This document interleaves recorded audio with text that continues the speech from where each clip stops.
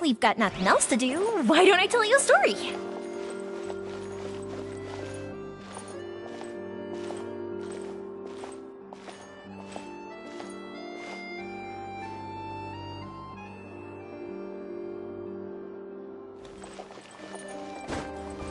Gotta make sure Lyney stays away from the trap.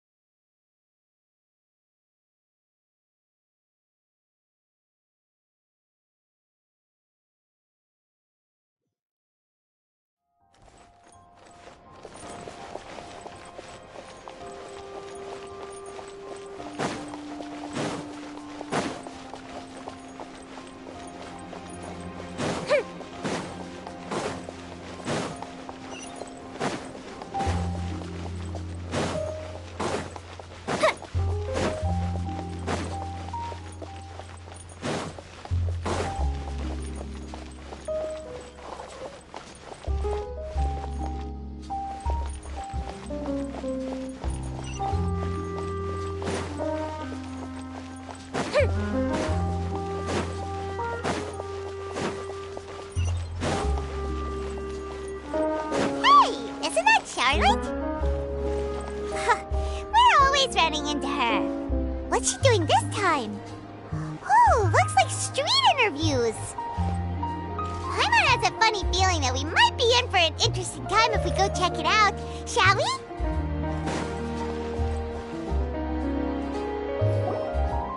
I see. So you believe that this warning letter was sent by the Phantom Weasel? Absolutely. I've said it before and I'll say it again. The Phantom Weasel never acts as you expect. He must have faked his own death 10 years ago using a body double. Now that he's back, I'm sure the guards who worked on his case back in the day are in for a headache, but however this turns out in the end, the one thing it won't be is boring. Couldn't agree more. As a journalist, I'm gonna get a lot of mileage out of this one. Thank you, sir, for your time. Now... Huh? Hey! What a coincidence! Fancy meeting you here! Perfect timing. So, the Phantom Weasel's latest warning letter. What are your thoughts? Yeah, this is the first time we're hearing of this one. Could you clue us in? Huh? Oh, sorry.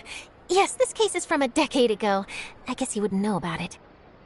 Well, not to worry. You're in good hands because I'm a professional. The story goes like this. 10 or so years ago, a phantom thief became active in the court of Fontaine. Known only as the Weasel, nobody knew his true identity, and the authorities never managed to catch him. Wow, cool! He sounds like one of those mysterious night burglars that you read about in novels. Precisely. Well, except the part where they actually have a good reputation. Our Weasel targeted whatever people held dear, and no one was safe from his predations. He would just as soon steal a necklace from a rich merchant's safe as he would a toy doll given to a commoner child for their birthday.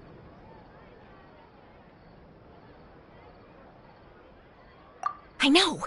The phantom thieves you read about in novels rob the rich to pay the poor, but this guy did not discriminate. Unsurprisingly, this didn't work wonders for his public reputation. Every man and his dog wanted to see him behind bars. Yeesh. So, did they catch him? Not exactly.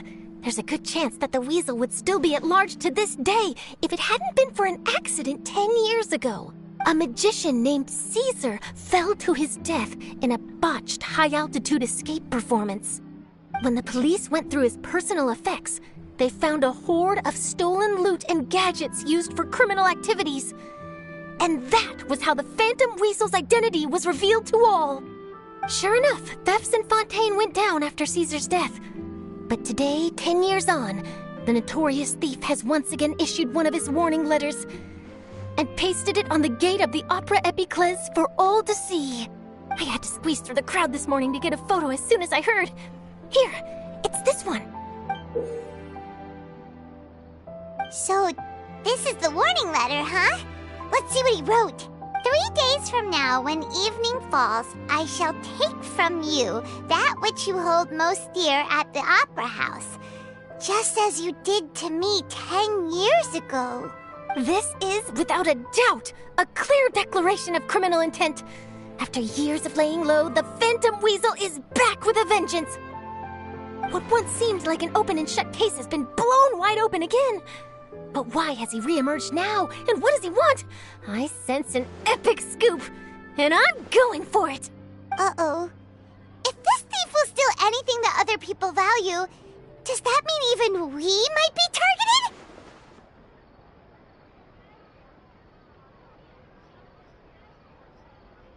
Really? Oh, let him try! In fact, Paimon's gonna eat all her snacks right now! Let's see what he can do about that! Okay, the people have spoken. It's clear that the public are very concerned about the Phantom Weasel's reappearance. Let's see, I've got a photo of the letter, my interview notes. Yep, that should be enough to form the skeleton of my article. It does feel like something is missing, though. Something exclusive.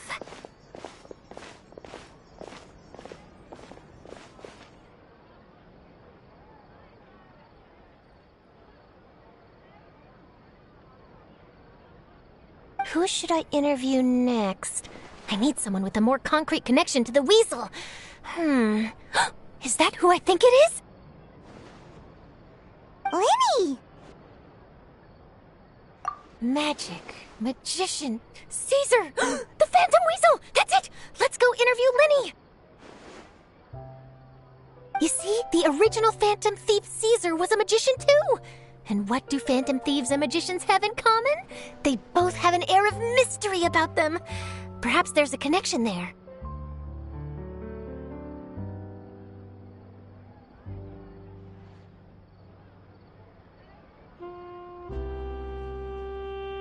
Are you serious? What sort of a deduction is that? Oh, relax. My journalistic instinct tells me that an exclusive news story is beckoning. Let's go. No time for delay.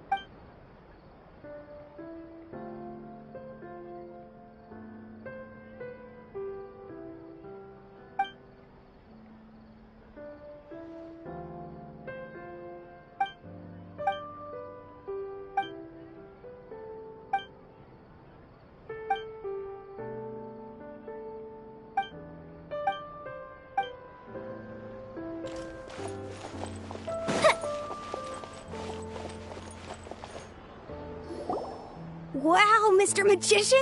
How did you know which card I picked? Oh, it's simple. Come closer and I'll let you in on my secret. Magicians have a special skill called telepathy, which means we can read other people's minds. Really? Then, what am I thinking now? Well, first you need to relax, because I can see that you're clenching your fist in your mind, as if to say, no, I mustn't let him guess it. Aww. And now you're getting a little flustered. You're trying to find a way to empty your mind, to think of nothing at all. But the more you try to hide a secret, the easier it'll come out. You snuck out from home today, didn't you? You told your family a little lie so you could come out and play. Now, that's not a good habit. You can tell? Oh boy, you really can read my mind. Of course. Oh, and that's the end of my performance. You should really be heading home. Remember to apologize to your family, all right? They must be worried about you. All right, got it. Bye, Mr. Magician.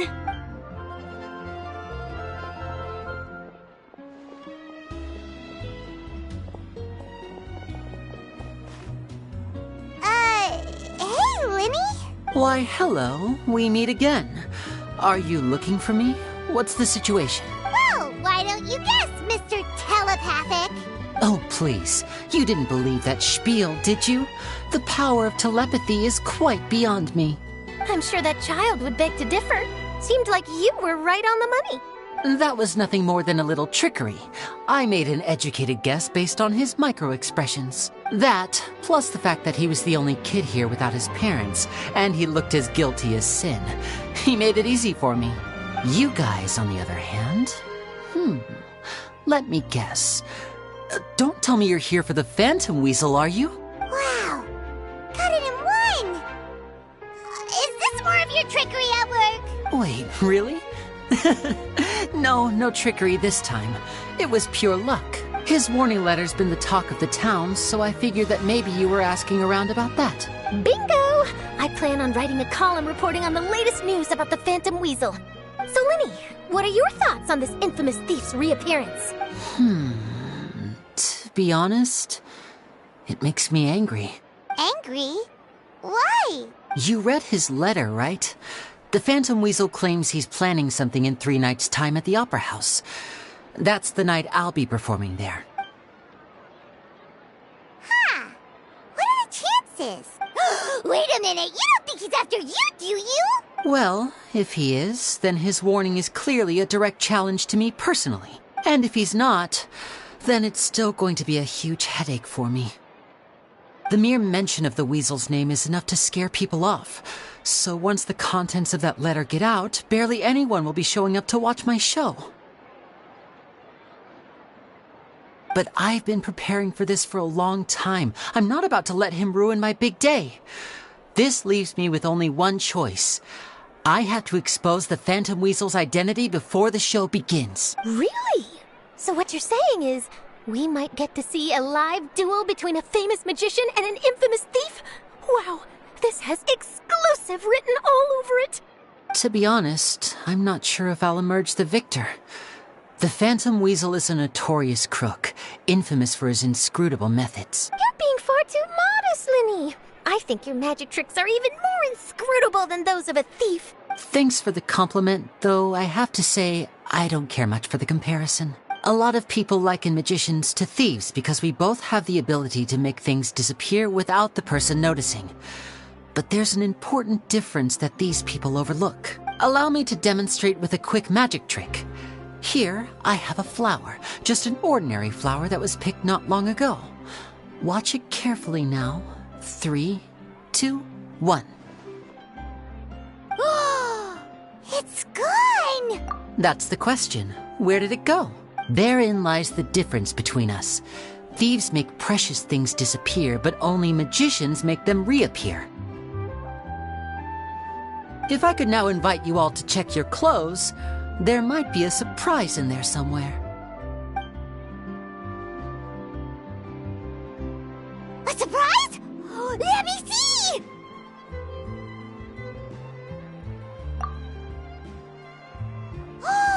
It's right there! But how? You haven't moved this whole time!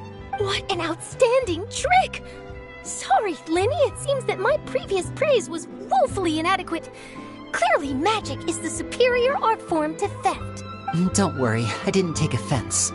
I just wanted to take the opportunity to perhaps change some of the preconceived notions you might have about magicians. Since Caesar's death, a lot of people associate magicians with criminality. It can be quite frustrating. I can imagine. Coming back to your trick just now, might I presume that you are well versed in floral symbolism? For example, magicians often use rainbow roses in their flower-related performances to represent passion and romantic encounters. But you used a Lumidu spell, which, if I'm not mistaken, allude to separations. I'm curious to know if there was any deeper meaning behind this choice? Impressive knowledge. It's no wonder you're such a successful journalist. But I'm afraid I don't know the first thing about floral symbolism. I'm just in the habit of using Lumidu spells in my magic. It sounds like something I should look into, though. I'll buy myself a copy of Fontaine's Floral Language Facts when I have some time. But it'll have to wait until this Phantom Weasel business is behind us. Well noted. In that case, this brings us to the end of our interview. I, for one, am looking forward to the final showdown between you and the thief. Please feel free to get in touch to update me on any further developments. Otherwise, I will of course see you at your show in 3 days' time. But let's hope the Phantom Weasel is caught by then. If there's nothing else, I'll be off. You've given me lots to work with here, and I've got no time to lose if I want to write that exclusive piece. I'll see you all later.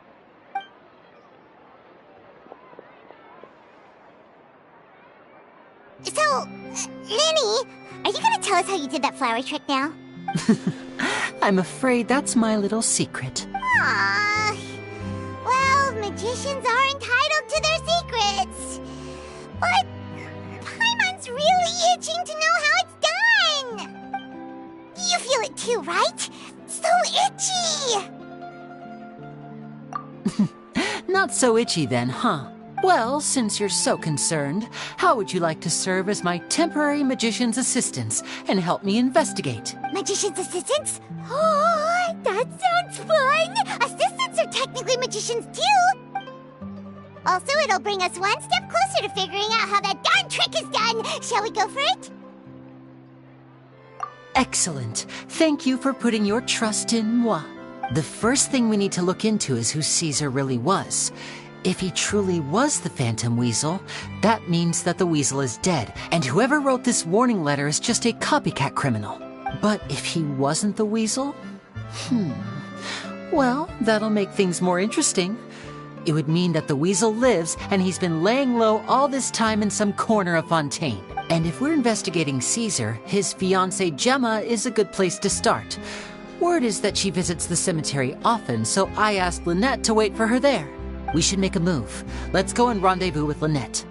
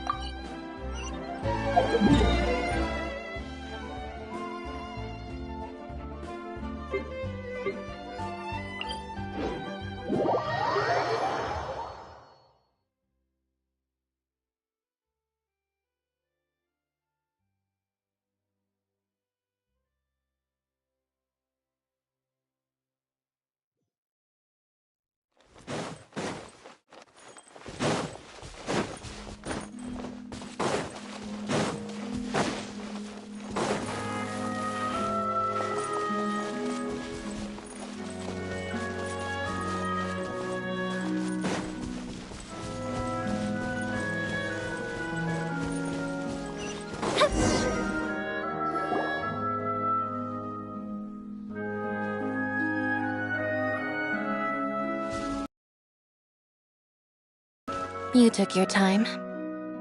Sorry, I bumped into the Traveler and Charlotte en route, and we ended up chatting for a while. It's been a while, Lynette. We're working as Lyney's temporary assistants in the investigation of the Phantom Weasel. Thank you. It's good to have you helping. So, what's the situation? Have you seen Gemma? Nope. I've been here a while, and she still hasn't shown up. How bizarre. Maybe it was bad intel. Well, we won't get anywhere by standing around waiting. Traveler, Paimon, let's go ask around. I'll wait for you here and see if Gemma shows up.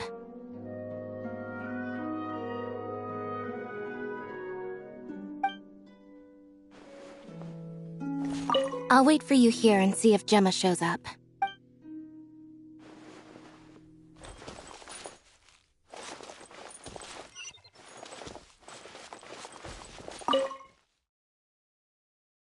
Excuse me, good sir. Do you by any chance know a Gemma? Gemma? You mean Caesar's fiancée? Sure I do. What's this about? I'm just trying to get a hold of her because I need her help with something. I heard she comes here a lot. Yeah, she does. Poor thing. It's no secret why, either. She's heartsick. Ever since Caesar passed away, she's been coming here once every week to clean his grave. Often, she just sits there in front of his headstone, lost in thought. Sometimes she talks to herself. I asked her what she was doing once. She said she wanted to speak to him again. She knows he's gone and can't hear her from the grave, but she just likes to spend time there, telling her fiancé all about how her life is going. And she's been doing this ever since Caesar passed away? Oh, so 10 years. Wow, their love must have been really strong. I'll bet. Caesar's reputation fell apart after his identity was revealed, so no one else visits his grave. Gemma's the only one who still thinks about him after all these years. I don't know if the mind lives on in the waters after death, but if it does, I'm sure Caesar must be grateful to have someone who remembers him fondly. If I'm honest, I think this is all so unfair to poor Gemma. Her fiancé was a low-life crook. He doesn't deserve someone like her. Anyway, all of that said, she's running later than usual today. Normally, she'd be sitting in front of his grave by now. I wonder if she's okay. Well, that's everything I know, I'm afraid. You might have more luck asking some other people. All right, well, thanks for sharing all of this with us. We'll keep asking around. You're welcome. I just hope she'll be able to move on one day.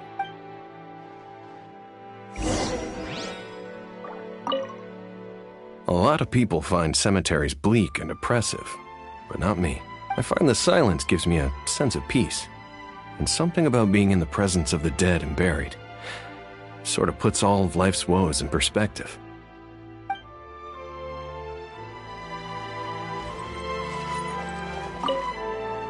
I'll wait for you here and see if Gemma shows up.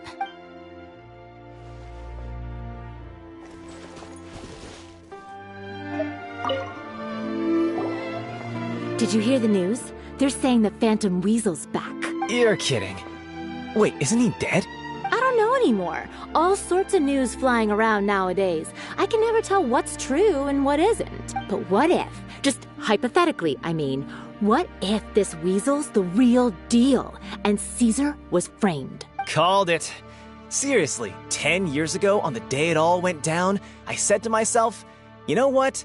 This guy's been set up. The Caesar I knew was a good guy. He gave balloons to children on the street, for Pete's sake. What, are we supposed to believe that he was a balloon thief or something? Give me a break. Oh, please. Weren't you the one cursing his name to high heaven when the police announced the news? You were all, oh, that gosh darn lousy son of a, oh, you think you know a guy, or words to that effect.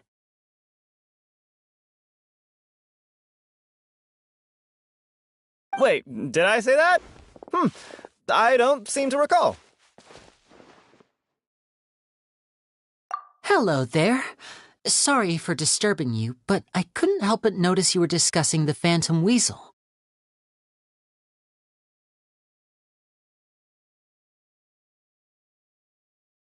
We're actually quite interested in this topic as well, but we're struggling to get to the bottom of it. Do you think you could spare a moment to tell us a little bit about Caesar? You've come to the right people. Yep, I was there. Back when Caesar used to perform magic tricks on the street. He was a great magician. The best trick I ever saw him do was pop a transparent balloon, only for a whole bunch of doves to fly out from the inside. I was right up close and didn't blink or look away once. But for the life of me, I still don't have the faintest clue how he pulled it off. Really incredible stuff. I saw him perform too. He always used to bring some gifts along for the kids who came to watch his show, and he'd hand them out after he was done. Sometimes he even got the kids to write their wishes down, and then he'd make the items on the wish list appear in his next show. Huh. He doesn't sound like such a bad guy. But after he died, there were also rumors that he used the wish list to find out what was precious to people, with the intent to steal it later. As I'm sure you know, the Phantom Weasel would steal just about anything from anyone. Whatever the case, now that the Weasel is back, Caesar's become a hot topic once more. I bet Gemma must be pleased. If Caesar's name gets cleared, maybe it'll finally give her some solace after all this time. Oh, speak of the devil. That's her over there. If you've got any more questions about Caesar, she's definitely the one to ask. So that's Gemma. Is it just Paimon, or does it look like something's wrong? Wait, it looks like she's injured. Come on, let's see if she's okay.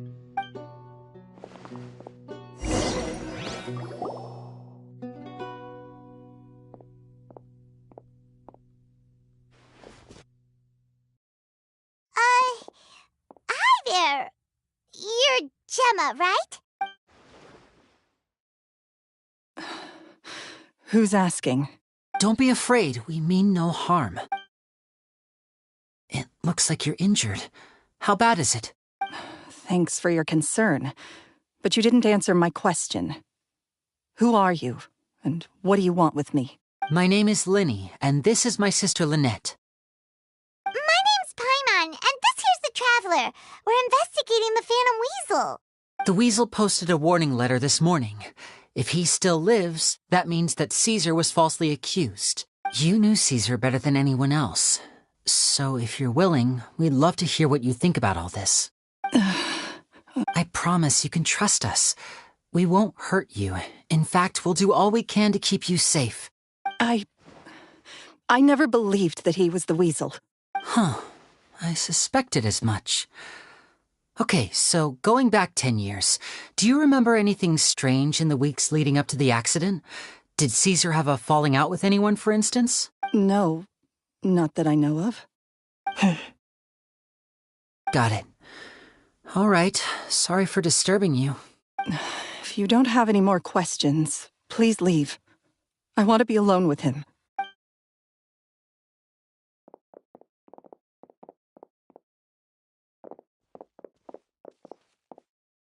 Judging by the look on her face, there's definitely something fishy about her. She's lying. She definitely knows something. That's fair. We're just a bunch of strangers who showed up and started questioning her about things that happened a whole decade ago. It makes sense that she'd be wary around us. In any case, I doubt we'll get any further here, so let's call it a day. Meet me outside. Start the next step of our plan.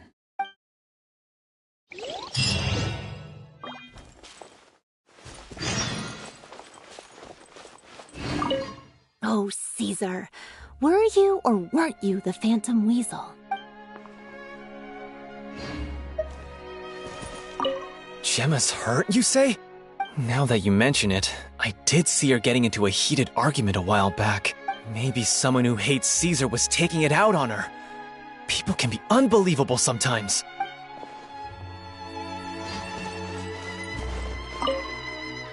A lot of people I find the silence.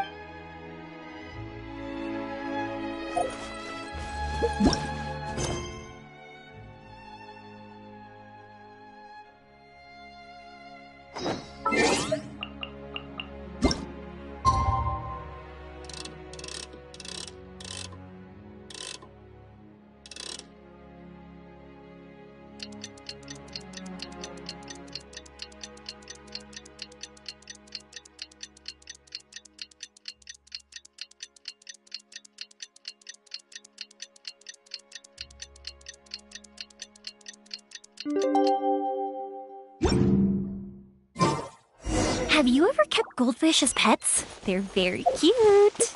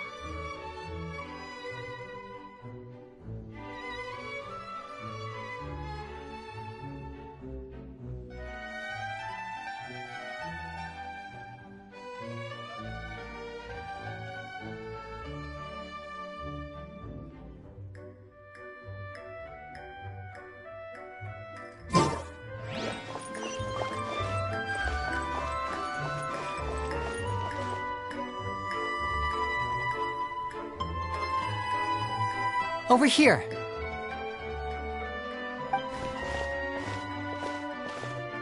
Lynette's not joining us today? I've had her follow Gemma and see if we can make any inroads with her. They should be at a cafe right now. Still, I don't think that Gemma's likely to open up to us.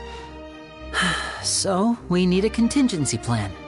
Today, we'll be looking into a guy named Lorenzo, Caesar's former pupil and assistant. When Caesar passed away, all the stolen goods discovered in his home were confiscated and returned to their rightful owners. But Lorenzo was the only one privy to all his magic secrets, and he inherited his craft. Before long, Lorenzo was the next big magician in town, his fame surpassing even that of his master, and it made him very wealthy. He's since left the magic scene, though, and these days, he's a wealthy businessman with his fingers in a lot of different pies. I had to pull a lot of strings, but I managed to get him to agree to a couple of drinks with me. Be warned, though, I hear he's got a hair-triggered temper. We'd best be careful.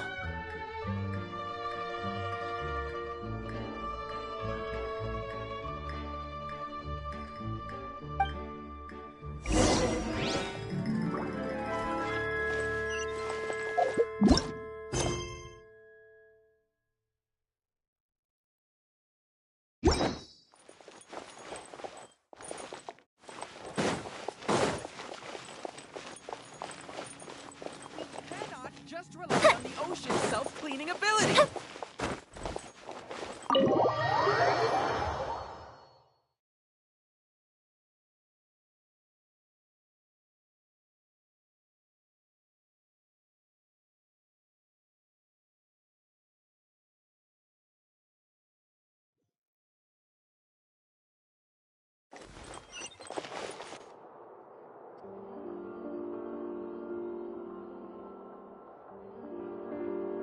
You neglected to mention that you were bringing 2 other people with you. My apologies. These 2 are my assistants. When they heard that I was meeting with the former Magic Maestro himself, they begged and pleaded with me to bring them along. And if it's no trouble, a couple of autographs would really make their day. Oh, forget the pleasantries, just sit.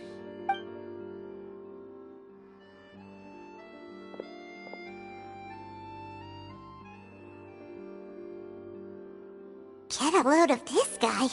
Forget the pleasantries, he says, but he looks pretty happy about Lyney stroking his ego. I only agreed to meet since we're both magicians. Do me a favor and cut to the chase. I have more important things to do than drinking. Much obliged, sir. As it happens, the matter I want to address is also related to magic. Yesterday morning, a warning letter from the Phantom Weasel appeared on the entrance to the Opera House. He claims to be planning something for the same evening that I'm scheduled to do a magic show there. As such, I believe that I may well be his target. I have to get to the bottom of this to ensure that my show can go ahead as planned. Naturally, any investigation into the Weasel starts with a few questions about Caesar, who... What is there to investigate? Caesar was the Weasel and he's been dead for 10 years. So what if some sick creep thought it'd be funny to write a warning letter? It changes nothing. Are you trying to tell me you actually bought it? Please, sir, no need to get so worked up. I do concede that a copycat is but one possibility. Possibility? It's a fact, Lyney. Look, my patience is limited, so listen carefully while I'm still willing to put up with you. The Weasel is dead. Period. Everyone knows that, so do yourself a favor and quit this investigation. It'll lead you nowhere. Look, if this affects your magic show in any way, I will personally compensate you for any losses. Oh, sir, I'm honored, really. But this isn't about finances for me. My pride as a magician is what's at stake here, Lorenzo. Copycat or not, this person has thrown me the gauntlet, and I must meet their challenge head on. Your pride? Don't mince words with me, boy. Just tell me, what exactly are you seeking to do? I want to find out the Phantom Weasel's true identity. I have to know for myself what really happened 10 years ago. What would that accomplish? And what do the events of 10 years ago have to do with you, anyway? Look, you of all people should know that a magician never reveals their secrets. And in any case, dead men don't talk. So if you really care about your magician's pride, then you'll forget about Caesar and move on. Uh-oh. This is getting awkward. Lorenzo? Is that? Oh, it is you! I know that big, booming voice anywhere. What's up, my man? Want to grab a drink with me? Another day, I'm busy. Oh, come on. You can't be all business all the time. You know what they say? Live fast, die young. You gotta learn how to kick back and relax once in a while. If I wanted your life advice, I'd ask for it. Now get out of my face and go be drunk somewhere else. Sorry, my good sir. I don't believe I've had the pleasure. Oh, hey! Edmondo. He and I are business pals. We worked together a bunch of times. This is your first time meeting him? Oh, he's always like this. Foul-mouthed and hard-nosed. Never heard a kind word out of this guy the whole time I've known him. And he wonders why he can't get a girlfriend, despite being, what, pushing 40, 30, something? Anyway, point is, a lot older than when he first got rejected by the girl he was into. And he's still into, from what I hear. Shut up and get out of my face. Another word out of you and you can forget about doing business with me ever again. Do I make myself clear? Sorry, I may have had a little too much to drink. All right, I'm gonna leave. Don't work too hard.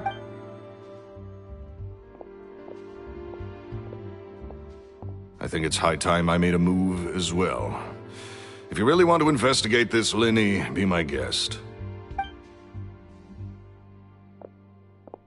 But if nothing good comes of it, don't say I didn't warn you.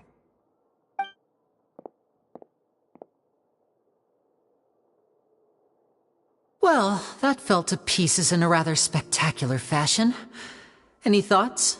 Totally. And what was all that about compensating you for your losses? Why would someone you just met make an offer like that? He's gotta be hiding something. And not like Gemma. She was a little suspicious, but this guy's definitely covering something up.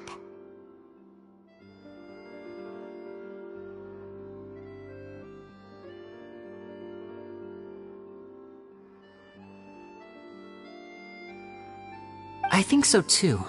We need to look into Lorenzo more closely. That guy Edmondo seems to know a thing or two about him.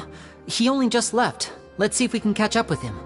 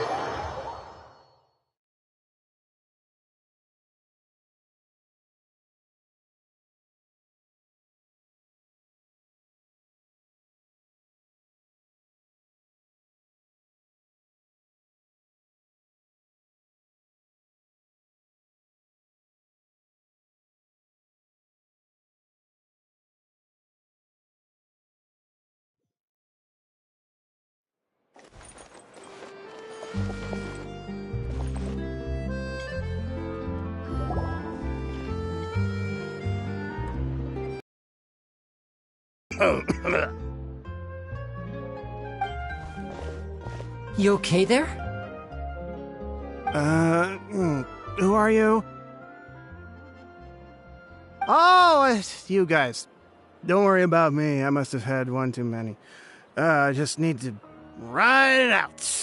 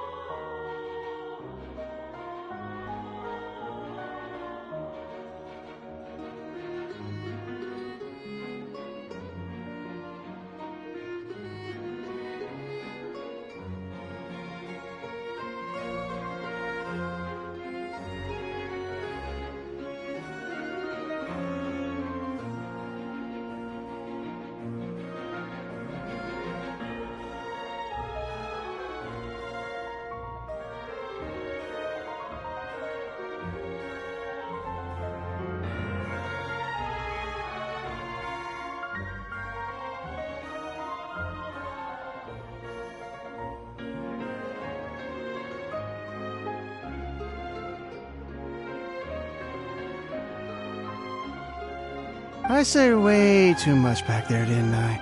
Yeah, I nearly talked myself into complete financial ruin. Note to self, no more drunken chats when Lorenzo's around. So, he was serious about threatening to cut you off? Ugh, Paimon knew he was a bad egg. Hey! keep your voice down. Don't go prying into Lorenzo's personal affairs. Bad things happen to people who ask too many questions or make an enemy out of him. What kind of bad things? Don't even ask. I'm sorry. I'm gonna have to cut this conversation short. I'm not crossing that line again. And take it from me, trouble with Lorenzo is one thing you don't need in your life. You saw him flare up back there. I don't know what you said to him, but clearly it touched a nerve. That's not a good sign. You're too young for this. Don't get in over your head. I'm leaving.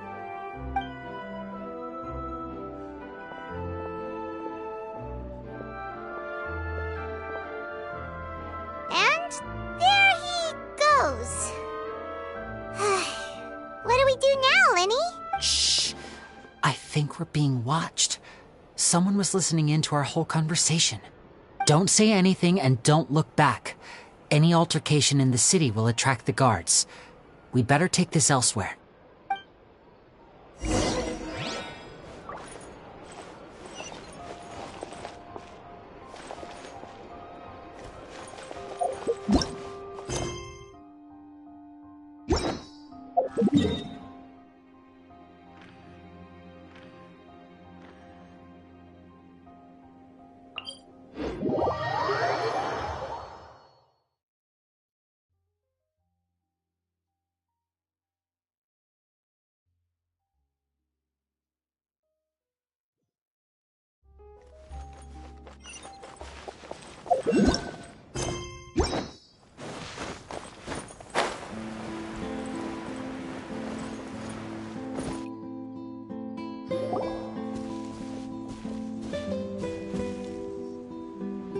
You followed us a long way.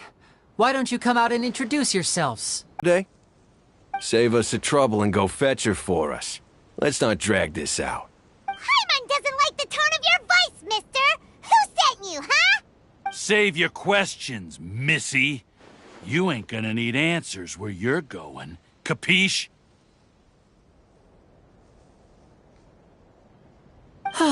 Looks like we can't avoid this fight. Now, I'm not the strongest fighter, so I hope you're ready to back me up. Don't worry, we got this!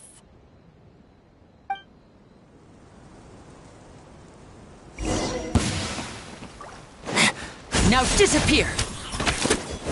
I'm fine. Our bond is strong. Into the wind. Curses. Tougher than we thought. Vision wielders are always trouble. Intimidation ain't gonna work like it did on the lady. Come on, let's scram! Hey, wise guys! We ain't through with you yet! Oh, they got away! Did you catch what they said just before they left? Something about intimidating someone else. Sounds like they just wanted to rough us up as a scare tactic. And they've already done it to someone else, but who? You're right. She was injured when we saw her yesterday, and she acted like she had something to hide. Maybe she was too scared to tell us the truth because those guys had threatened her. Well, if that's the case, she should be more willing to open up to us once she learns that those thugs won't be bothering her anymore. Let's head back to the cafe and see if we can get any information from her.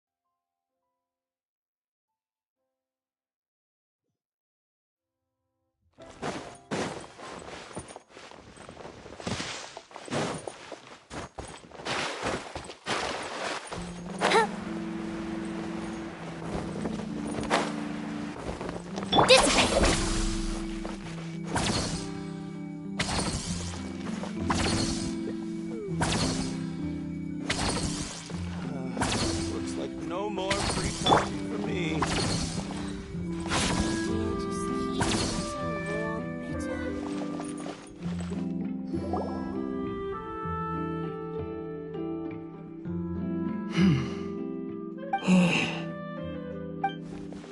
Gemma?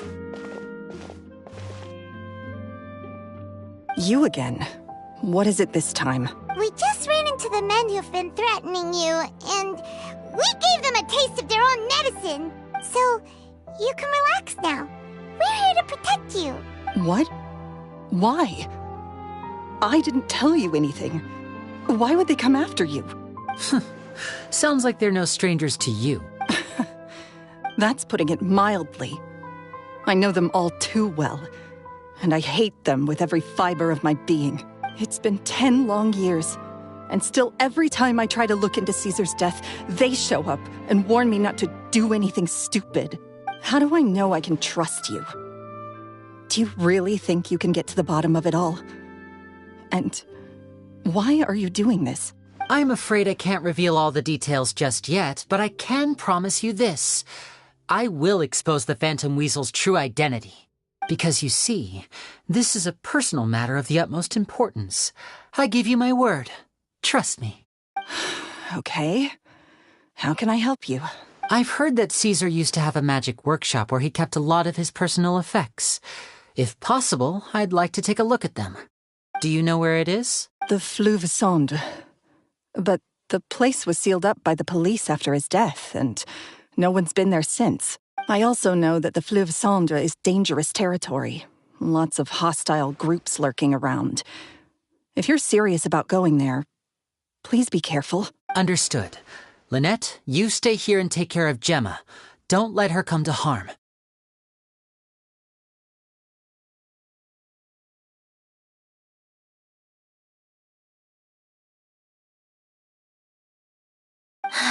Got it. But if I'm staying here, I'm ordering dessert.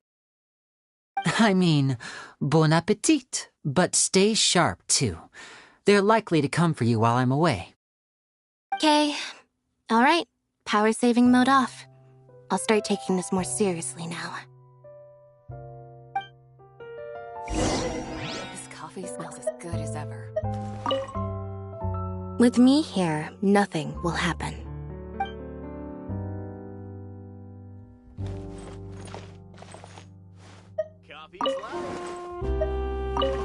Whatever you do, please be careful. If anything happens to you because you're investigating Caesar, I'll never be able to forgive myself.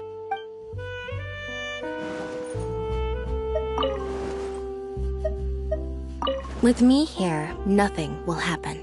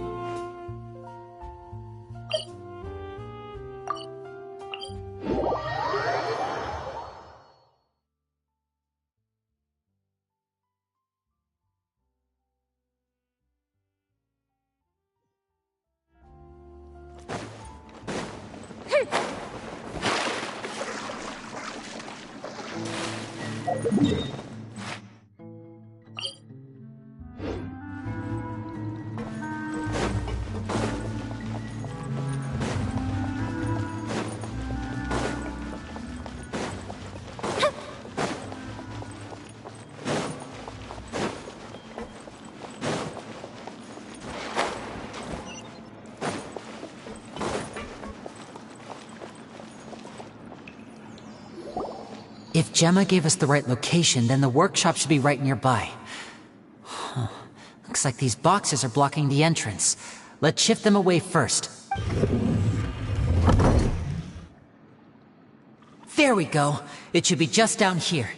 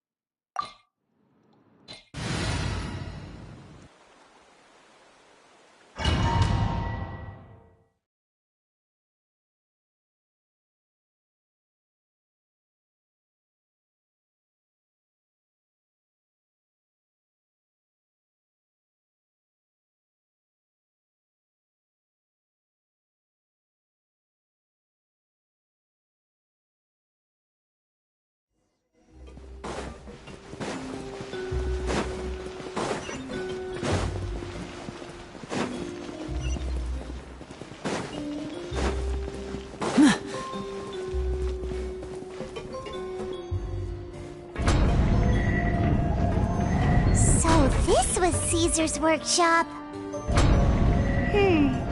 Nothing suspicious here, just normal magic props. Let's head in further. What was that? Oh, is this one of Caesar's gadgets? Guess we must have triggered some sort of device. The bond is strong.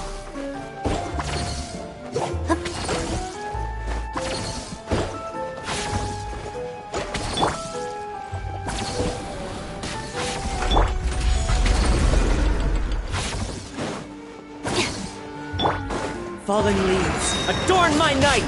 The wind knows me. Break a leg. And step. The fuse is lit. Whoa. Look. The doll in the box is glowing.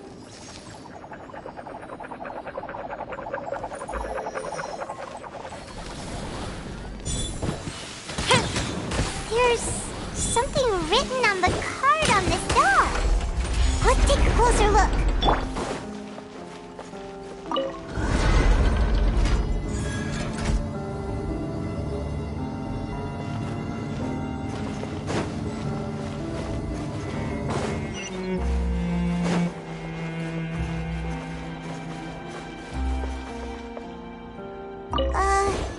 These magic boxes are moving.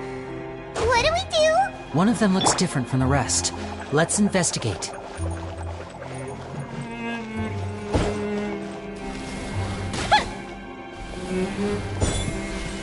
Got it. We're supposed to find the box that lit up at the start, right? There should be another wish list inside. Let's keep trying.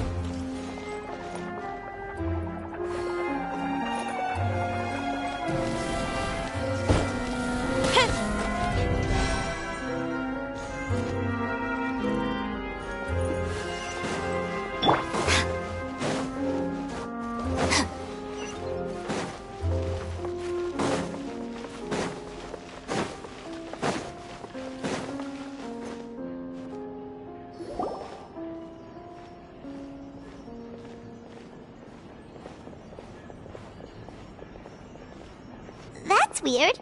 Have we reached the end already? There's nothing here. Maybe this was a wasted trip. This place seems a little too ordinary for a magician's workshop. There's a distinct lack of mystery. We've triggered quite a few devices on the way here. I'm starting to wonder whether Caesar built this whole place as one big, elaborate magic contraption. If so, then there must be more to this place than meets the eye. Maybe a hidden room somewhere. Aha! If I just move this book, then hopefully...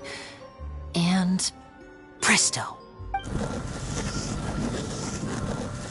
secret passageway! How did you know? I'm a magician too, and apparently great minds really do think alike. Looks pretty big inside. Let's head in and take a look around.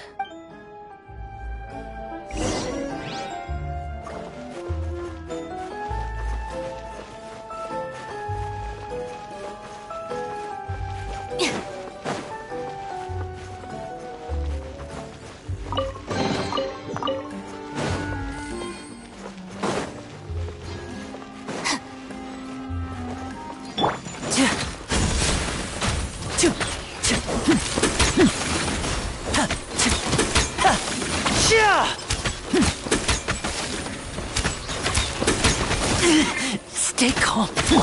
Dissipate. Into the wind. Observe.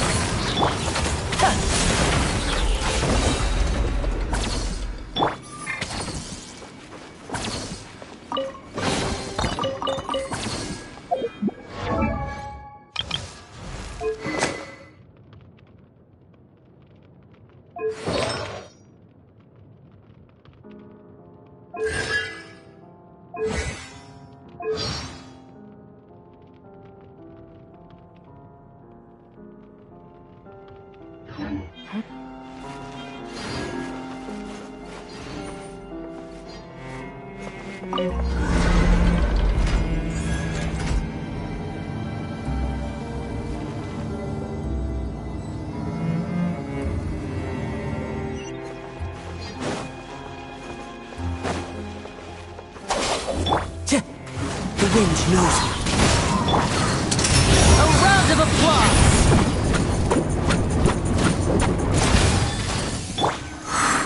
One with nature.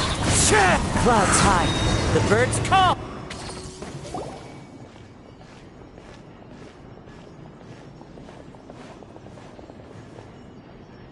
Why have you stopped, Lyney? Is there some device in that box? Huh. It just looks familiar somehow. Let me check this out for a second while you guys go on ahead. If anyone makes a major discovery, let's rendezvous here. All right, see you in a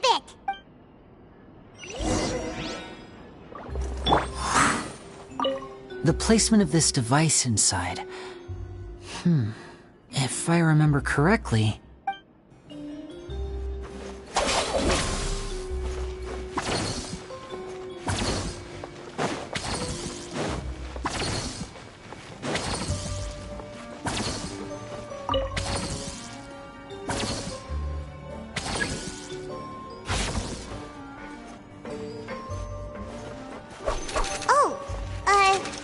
Seems like we can't step on the same tile twice.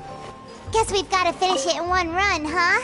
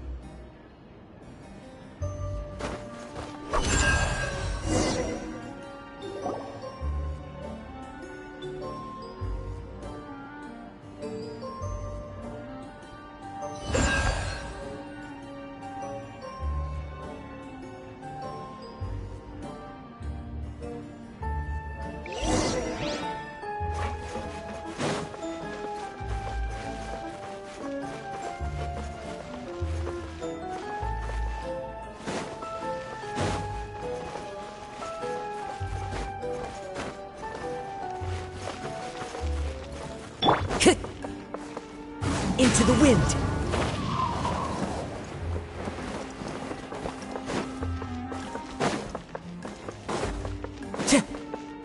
Time to go.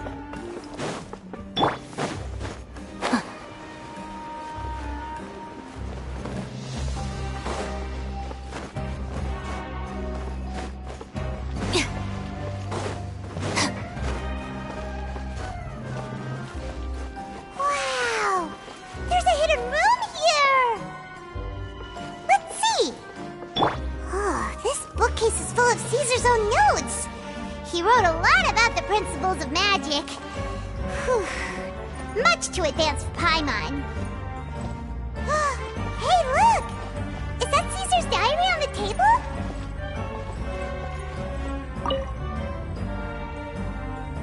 This book's thick as a brick! Let's take a peek inside it, shall we? At one of my shows a few days ago, a child asked me how I pulled candy out of my hat. As a joke, I told the kid that the hat has a built-in wish-granting machine. Next thing I know, today a whole bunch of kids were pestering me to pull all sorts of things out of the hat. So I told them another white lie. The machine needs time to power up, but in the meantime, you can write your wishes down. Well, they took me up on that offer, enthusiastically.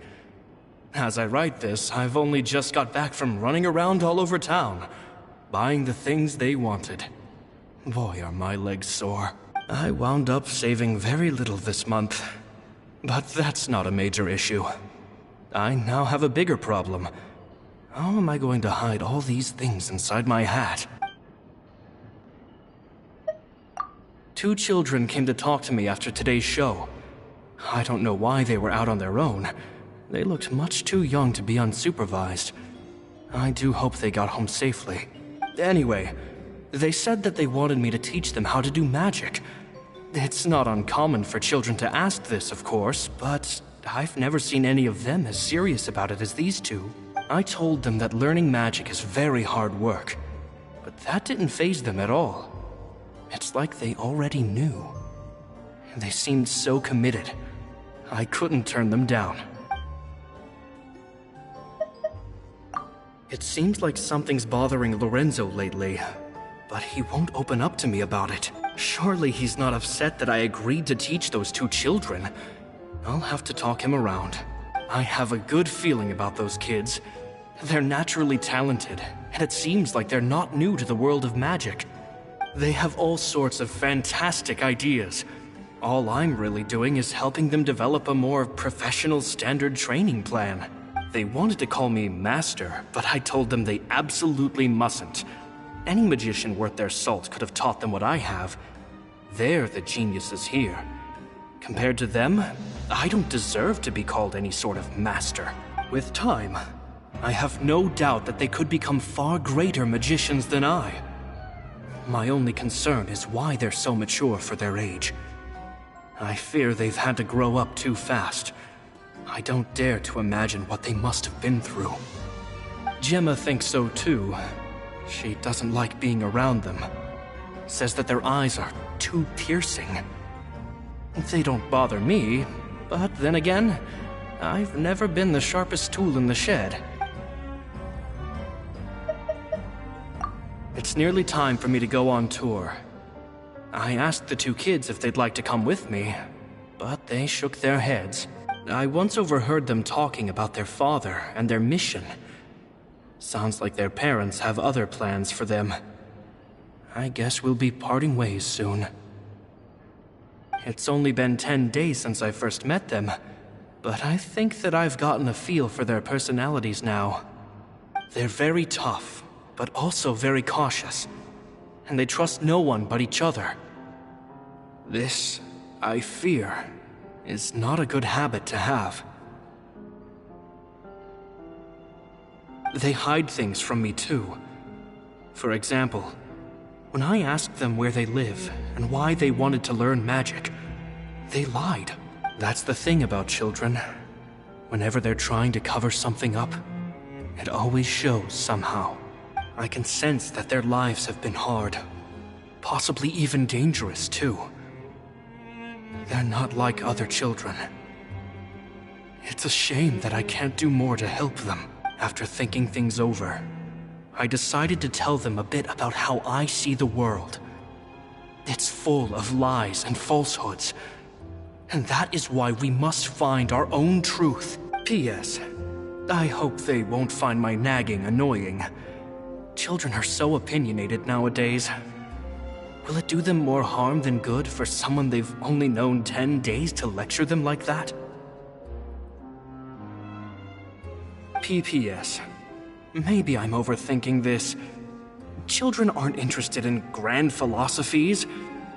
It probably just went in one ear and out the other. I bet they've already forgotten every word I said. Oh, Caesar, Caesar. Just mind your own business next time.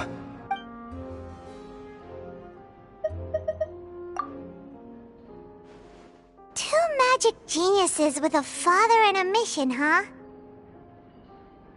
Sounds a lot like he was writing about Lyney and Lynette, don't you think? So did they meet Caesar when they were kids? Let's go ask Lyney!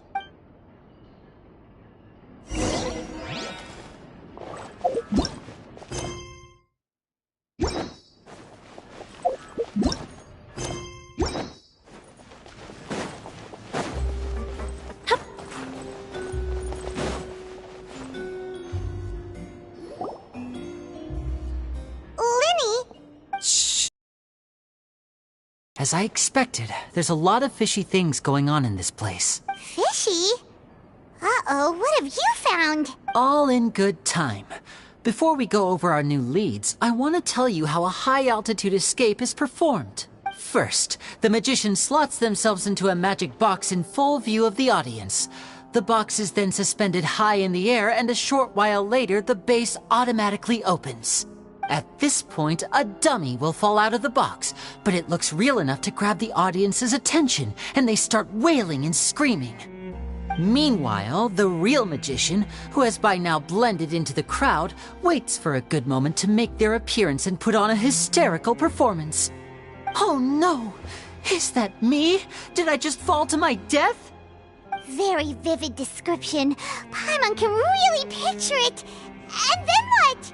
The audience's gaze then turns to the magician, and by the time they realize what's happened, the dummy has vanished, as if everything that just happened was some sort of shared illusion. Of course, that's just how I think the process should work, theoretically speaking. The inventor of this trick never performed it successfully. When the box opened, Caesar was the one who fell out, and not the dummy. He fell right to the ground from the highest point of the opera house. No one could hope to survive that fall. Not without a vision, at least. And no one else has ever attempted this trick since. My understanding of how it works is just based on what I could gather from his notes and the relevant gadgets here in his workshop. So Caesar's famous high-altitude escape has never been done, huh? Paimon was about to say how cool it would have been to see it in person, but if it's that dangerous, it's probably for the best that no one else tries to do it. Wait a second. So if a dummy's supposed to drop out of the box, then where does the real magician go? How does he get out? Glad you asked. That brings us to the secret of said box. This box right here is the one that Caesar constructed himself to use in the performance, and it's not as simple as it looks. Inside, there's a device that only the magician himself would know about. Once the magician's inside and the box is lifted up into the air, the audience's view of the box is fixed at a certain angle. From where they're standing, they have a clear view of the front, sides, and bottom, but the back and the top are now no longer visible. At this point, the magician presses a button inside the box, opening a secret door out of view. He then escapes through this trap door onto the opera house roof, waits for the dummy to fall and distract the audience, and quietly returns to ground level. That's way simpler than Paimon imagined. Even Paimon could probably do it. Well, there's a little more to it than that, of course. The hardest part of this trick is controlling the audience's mood and reactions. That takes an exceptional degree of showmanship. There's the falling dummy, the miraculous reappearance, the pompous performing. Maybe the magician would even have themselves tied up before it begins to strengthen the impression that there's no escape. Many days and nights of careful research and painstaking practice would have gone into this, all culminating in a performance just a few minutes long, but one that still manages to transform the shock and grief of a tragic accident to the joy and laughter of a mesmerizing magic trick. Caesar was a highly accomplished magician, but unfortunately, even he didn't manage to pull it off. So, how did it go so wrong? You said you found some fishy stuff here. Have you figured out what really happened? I can make a pretty good guess. I looked into the case files. The magic box Caesar was using at the time of his death had the secret button I mentioned positioned on the right-hand side. And, sure enough, he always used his right hand as his dominant hand in public. Okay. Nothing suspicious there. But here's the strange thing. Most of the devices in this workshop have the mechanism on the left-hand side, including this box right here, which leads me to believe that Caesar was in fact left-handed. Because a magician can't afford to have their most basic habits stand out too much. People naturally focus their attention on the most important details of the task or situation at hand. But a magician needs to be able to redirect an audience's attention at will so as to avoid arousing their suspicion.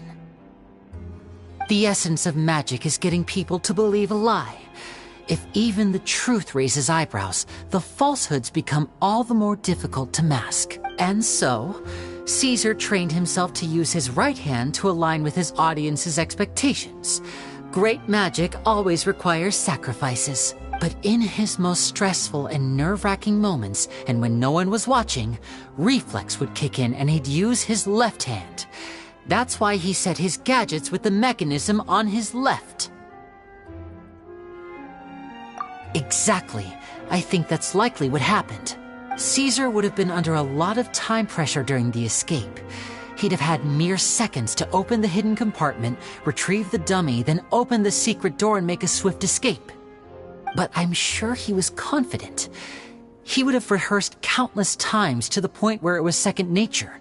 He'd barely need to think about what he was doing because muscle memory would guide him through. So he opened the compartment, took out the dummy, checked everything was in order, and then went to leave. With his left hand, he reached for the button, and suddenly, his heart skipped a beat. It wasn't there. Much like when you reach for your keys but find your pocket empty, his mind needed a moment to process what was going on. Instinctively, his left hand would keep feeling around for the missing button, maybe for another second or two, until the bottom of the box gave way. With the stakes being as high as they were, just a 2-second delay cost him everything. The authorities would find nothing suspicious and conclude that his death was due to his own error. When in reality, someone switched the boxes, and they did it to murder him. But how would they be able to make the switch without being noticed? That would be difficult to pull off, no? It would have to have been someone who knew that he was left-handed, and who could move his props around without arousing suspicion. Someone who was always by his side. Isn't that right, Lorenzo? You just couldn't let sleeping dogs lie, could you? There's not a lot of people who'd go to all this trouble for some magician who died 10 years ago. I didn't want to have to do this, you know. Silencing you the hard way just creates more problems for me to deal with. But I gave you your chance. I hoped you'd do what's good for you and back off like the lady, but you disappoint me. You mean Gemma? So you are the one who's been threatening her! Yes, although however stubborn she might be, she was never much of a liability. But you people, you never even knew him, but for some reason you just wouldn't drop it. Which is why you can't leave this place alive. Take them out, and make it quick. Do your worst!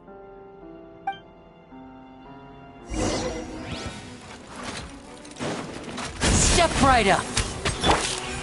Our bond is strong. Strike is one. One with nature.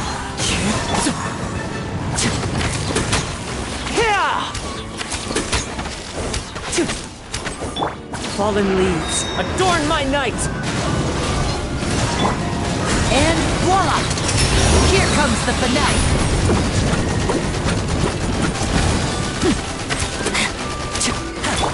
Dissipate! Out of my way!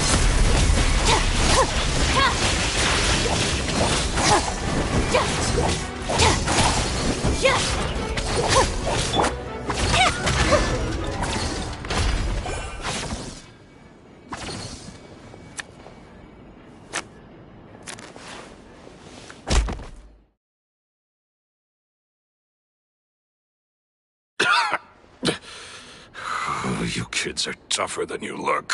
Had enough yet, Lorenzo? Your cronies can't help you now. I think it's high time you started talking. And what I'd really like to know is, why did you murder Caesar? If I had a Mora for every time you said that man's name. Of course you idolized Caesar, everyone else did. But I was the real genius magician. Me! He was just an amateur who did cheap tricks for gullible children. I was the one who made magic into the fine art it is today. The aristocrats doffed their hats to me! So it was jealousy. Jealousy. Hatred, more like. I hated Caesar. All he cared about was his magic. He lived and breathed it. He poured everything into his street performances and his stupid tours like it was just a hobby to him, never bothering to think about Mora. What sort of fool devotes their life to the art of deception and never has a Mora to show for it?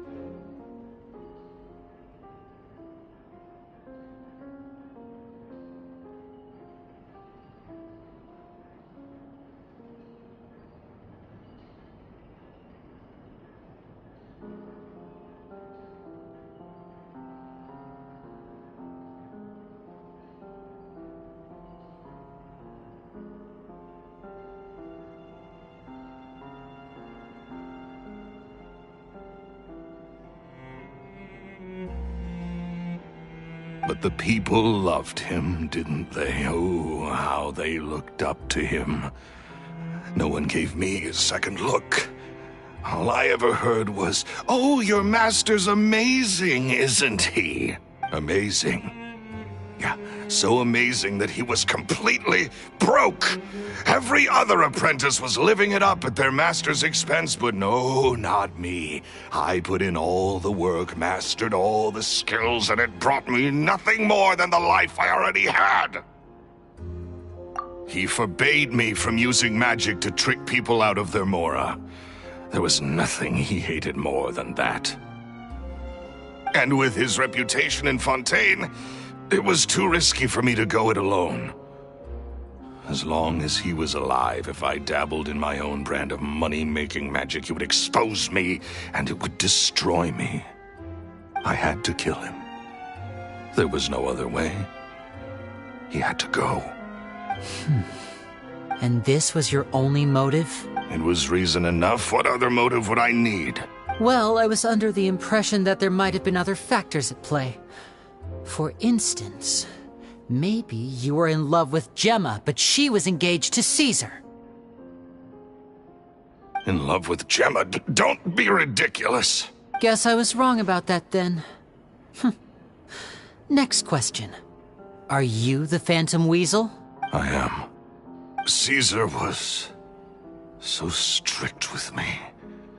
He insisted that his way was the right way, that the sole purpose of magic was to bring joy to the world. I never bought into any of that. I was more interested in the practical value of magic. Sure enough, it helped me fill my pockets with all kinds of valuable treasures. Oh, yeah! Charlotte told us that the weasel would steal whatever people valued, no matter how much he was worth. That's just how it looked from the outside. What would any thief want with second-rate loot? I've only ever targeted high-value items. I stole cheap things as a way of practicing my craft. It was other people's overactive imaginations that conjured up the preposterous image they then dubbed the Phantom Weasel. So, that's the story, huh? Well, I hope you're ready to tell it all over again during your trial. What choice do I have? You're a pack of wolves, and you've got me between your jaws.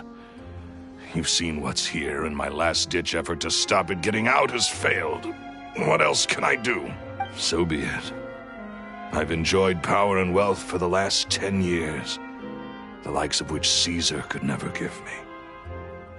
I wouldn't choose for things to end this way, but I regret nothing. Very well. In that case, I'll contact the guards. Traveler, Paimon, keep an eye on Lorenzo for me. I'll meet you just outside the workshop when I'm back.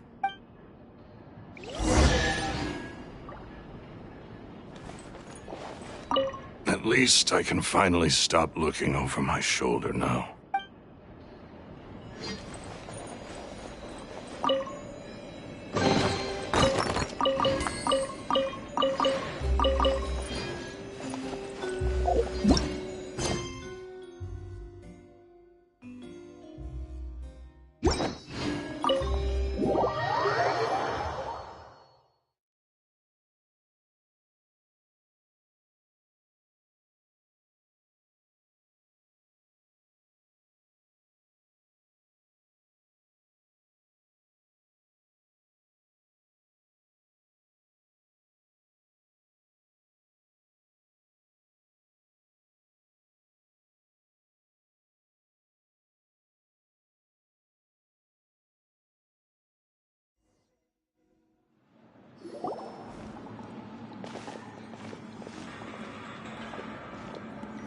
Lyney has told me the whole story. Lorenzo, do you confess to the murder of Caesar and to framing him for the Phantom Weasel's crimes? Look who's finally developed a conscience. What kind of disciple murders their own master? I hope it was worth it, because there'll be hell to pay.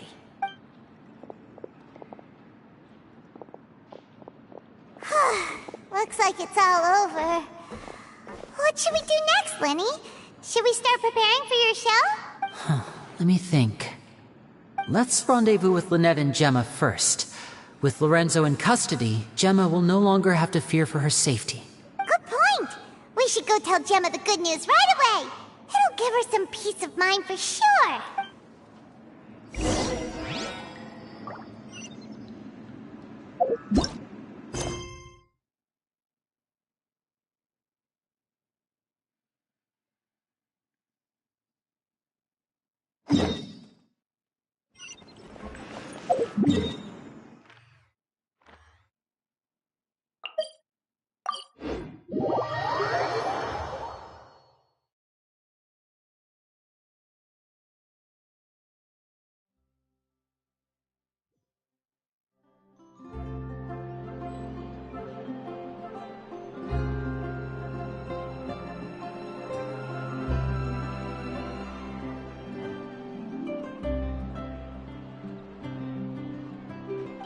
If we've got nothing else to do, why don't I tell you a story? We cannot just rely on the ocean's self-cleaning ability.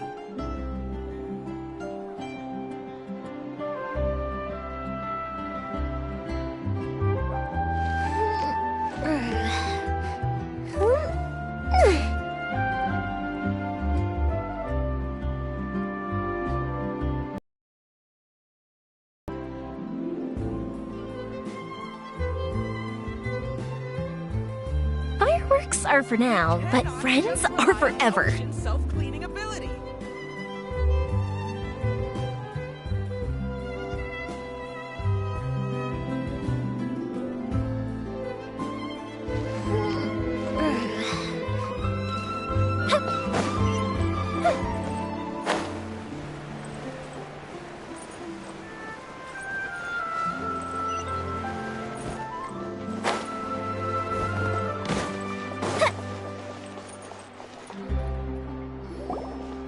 Ah, you're back. You were so quick. I've only just finished my third dessert. Your third?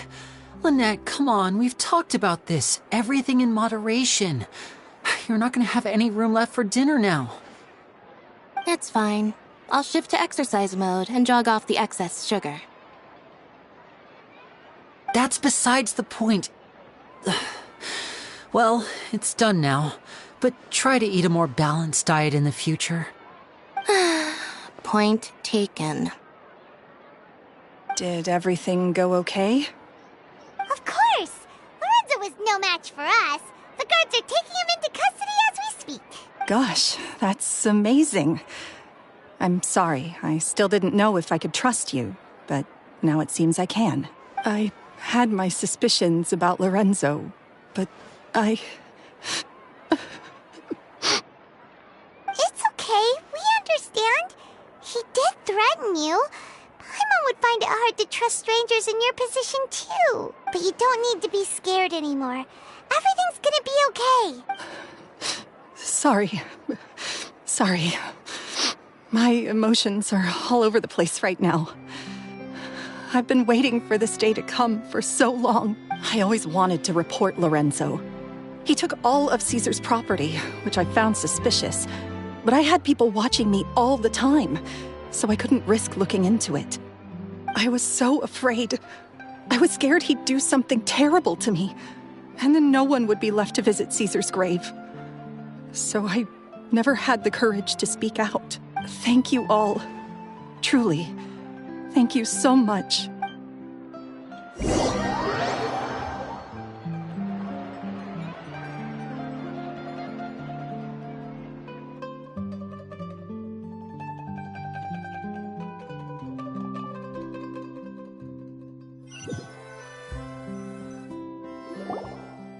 Thank you all for clearing Caesar's name. I never would have guessed that Lorenzo was the real Phantom Weasel. He never showed any signs that there were problems between him and Caesar in public. From the outside, it looked like they got along great. And to think that lowlife's been living life to the fullest all this time, while Caesar's name was getting dragged through the mud. It's a travesty. At least his soul can finally rest in peace now, thanks to your efforts. If only I'd realized before it was too late. Don't blame yourself, Gemma. This isn't your fault. Yeah, you still have the rest of your life to live. Caesar wouldn't want to see you spending it feeling guilty. Cheer up, Gemma. My brother's doing a magic show at the Opera House tomorrow evening. Would you like to come along? It might raise your spirits. This show will be a special one. We're holding it in Caesar's honor. In Caesar's honor? Really? Oh, thank you. I'll be there. Great. We'll see you tomorrow evening. Traveler, Paimon, don't be late. Don't worry, we'll be there. No way are we gonna miss out on a free magic show. Wait, Paimon feels like we're forgetting something. Oh yeah, Caesar's diary! We never found out if the two kids Caesar taught magic to were Lyney and Lynette or not. Lyney changed the topic back in the workshop, so we didn't get a chance to bring it up. Oh well, guess we'll just have to ask Lyney tomorrow evening.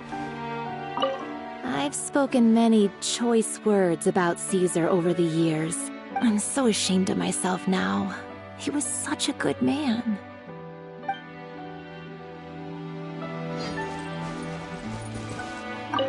I can't believe Lorenzo was intimidating Gemma all this time. He comes around here sometimes. Not to clean Caesar's grave, though. He just stands off to the side and watches Gemma from a distance. She must have known, but she never asked him to leave. I wonder why that is.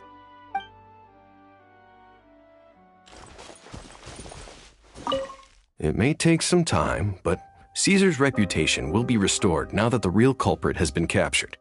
Looks like Gemma chose a good man after all.